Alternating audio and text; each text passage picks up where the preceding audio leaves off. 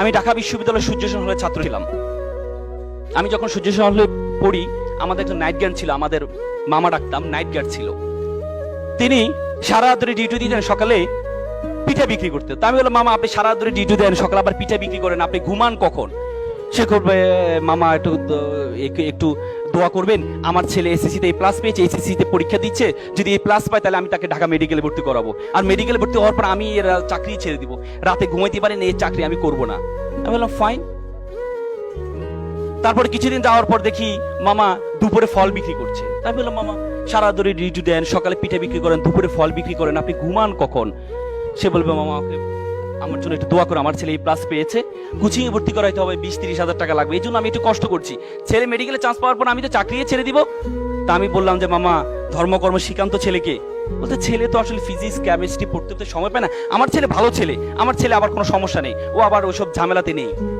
মা বাবা তো সবসময় সন্তান তার কাছে ভালোই থাকে। কিছুদিন যাওয়ার পরে আমি তাকে কোচিংয়ে ভর্তি করার ব্যবস্থা করে দিয়েছি, ছাড়ের ব্যবস্থা করে দিয়েছি। কিছুদিন হটফুট করে দেখে আমার রুমে মিষ্টি নিয়ে আসলো, মামা আমার ছেলে ঢাকা মেডিকেলে চান্স পেয়েছে। কি উত্তাল, কি আনন্দ!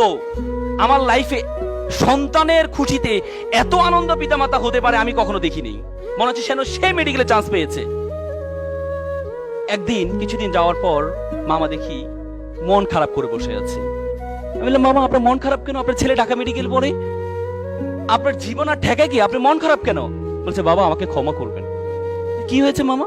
বাবা আমি আর পারছি না, বাবা আমি আর পারছি না, আমার ছেলে ইয়াবা আসক্ত, প্রতিদিন বাসায় এসে শোকেজের গ্লাস ভাঙে, আলমিরার গ্লাস ভাঙে টাকার জন্য। বাবা আমি বিশ্বাস করেছিলাম আমি যখন অসুস্থ হব আমার ডাক্তার ছেলে আমাকে সুস্থ করবে, আজকে আমি সুস্থ মানুষকে আমার ছেলে অসুস্থ বানিয়ে দিচ্ছে। এমন ডাক্তার ছেলে তো আমি চাইনি।